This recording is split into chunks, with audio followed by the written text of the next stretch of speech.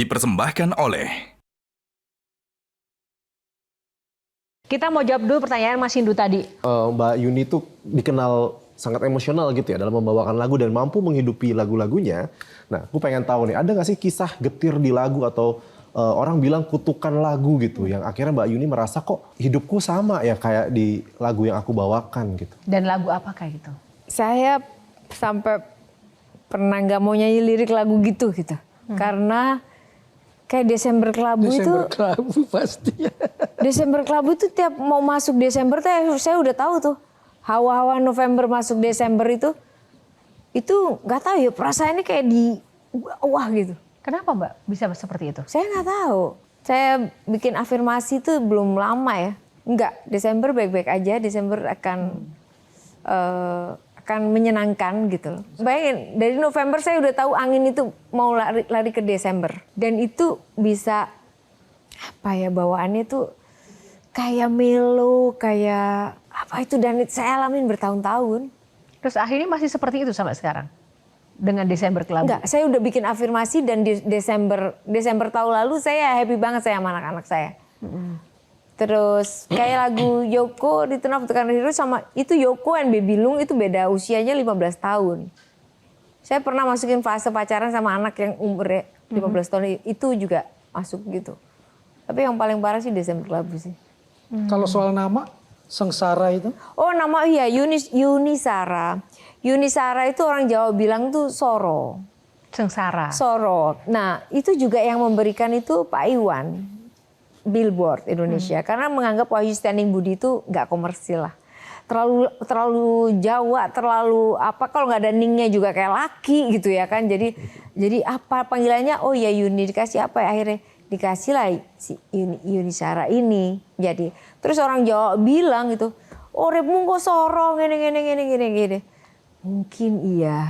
Mungkin iya dalam satu hal, karena pernikahan saya mungkin gagal gitu ya.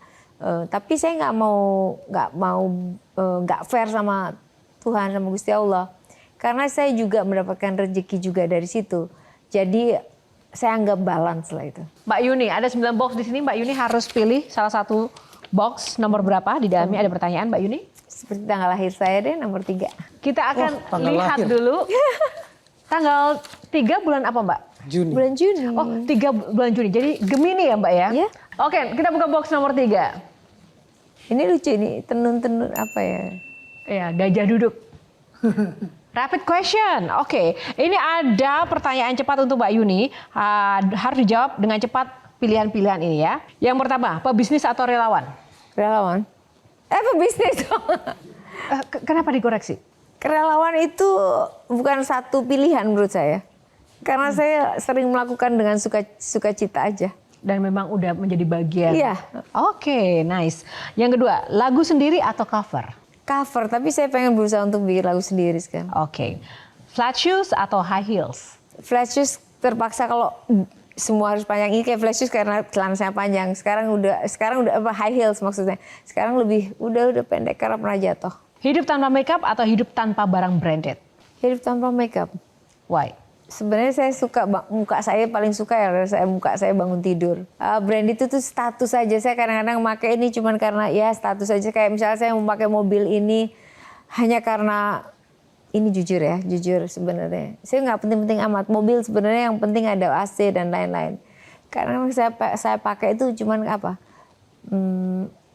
Orang mau nilai saya dari mana? Saya nggak suka banget ditaker tuh.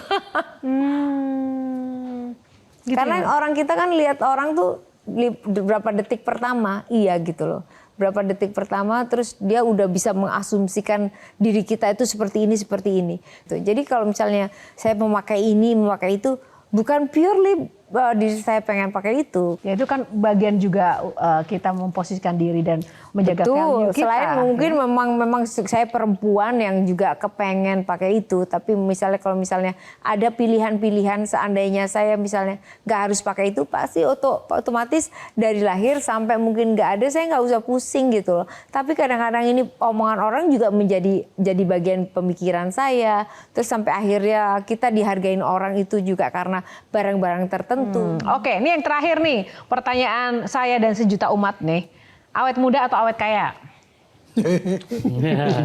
Saya pengen kaya loh. Saya pengen kaya lahir batin. Artinya saya bisa menuntaskan putra-putra saya sampai di tempat yang pas gitu.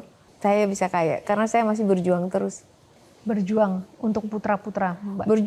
Berjuang saya banyak, bukan buat putra-putra saya aja. Berjuang saya itu masih banyak, saya ngurusin sekolah, masih ngurusin banyak banget yang saya urusin. Jadinya Tapi saya kan punya bisnis batu bara, punya banyak sekali bisnis-bisnis lain. Mbak Yuni juga penyanyi favorit di event-event kenegaraan, acara resmi, bahkan kemarin juga ikut video klip menyanyikan lagu Pak SBY. Artinya materinya kan cukup. Perjuangan memang, Mbak. seperti apa Jadi lagi, kalau memang? misalnya nyanyi di negara itu budgetnya minim banget, tapi itu menjadi satu privilege. Kayak saya nyanyi di istana itu dari zaman Pak Harto ya. Bayarnya gue murah banget tuh, Mbak. Berapa, Mbak? Kalau boleh tahu. Pertama kali nyanyi di istana itu gue dibayar. Saya nggak boleh bilang murah banget, tapi saat itu orang pikir banyak, dibayarnya 5 juta belum potong pajak. Kita harus mengeluarkan kostum, mengeluarkan makeup dan lain-lain. Tapi bukan itu yang saya bilang. Kadang nyanyi itu nggak harus melulu uang, nggak selalu itu hitungannya gitu loh. Passion. Bukan passion itu kan anak sekarang harus ada passion, harus melakukan enggak gitu. Kita tuh memang harus fight aja. Kalau ngikutin passion nggak jadi-jadi kayak. Saya harus melanjutkan hidup saya. Hidup saya keras, memang saya harus berjuang sampai sekarang. Kalau orang lihatnya ini itu, oh iya Mbak Yuni dulu bisnis ini, bisnis. Memang saya pernah jalanin itu. Ada yang nggak kamu munculkan? Apa yang nggak dimunculkan? Bahwa anak kamu tuh bukan cuma 2, tapi ratusan anak jalanan menjadi anakmu. Banyak anak-anak saya, selain anak-anak di PAUD, anak-anak jalanan, ada anak-anak yang yatim piatu, banyak sih sebenarnya. Yang nggak perlu juga diomong-omongin gitu. Perjalanan ikhtiar saya memang macam-macam. Saya pernah ngerjain jual batu, apa segala macam. Itu adalah proses ikhtiar saya untuk meneruskan hidup. Nah saat waktu itu tumbang batu, saya nggak bisa jual lagi. Akhirnya saya stop. Nah stop itu tidak ada di berita kan, tidak diberitakan. Nah apa aja yang saya lakukan? Banyak juga saya mencoba usaha ini, mencoba usaha itu. Walaupun main bisnisnya saya itu adalah saya menyanyi. Pendaringan saya itu adalah saat saya di panggung. Yang lain-lain adalah ikhtiar saya untuk saya terus hidup. Supaya semua yang di belakang-belakang saya semuanya juga masih terus berjalan. 18 tahun menjadi single moms, pahitnya di mana?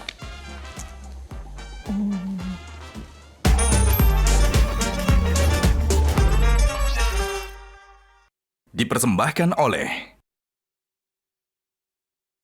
Jelajahi cara baru mendapatkan informasi. Download Metro TV Extend sekarang.